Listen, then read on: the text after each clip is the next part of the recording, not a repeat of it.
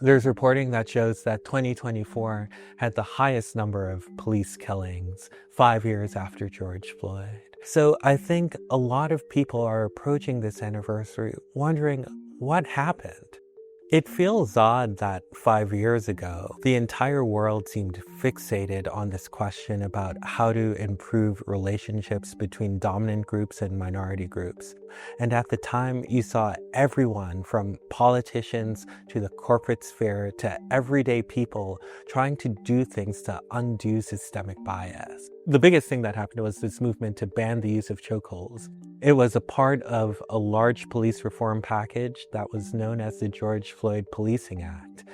And at first, it felt that Republicans and Democrats were going to work together to do it.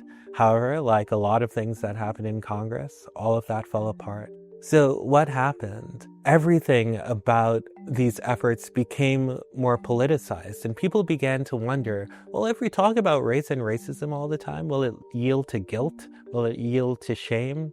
And then you saw all these companies pulling out their diversity efforts. You saw the federal government through President Trump ban DEI. You saw those same books that people were flocking to read after George Floyd was murdered removed from the Naval Library.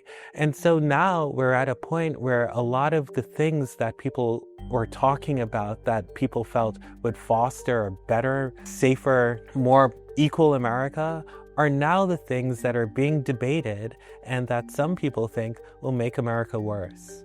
So while I think there's a lot of somberness and sobriety about the progress that America's made over the past 5 years when it comes to issues of race and racism, I think there's a stubborn belief amongst many people who I had spoken to over the course of the past 5 years that the fight's not fully over.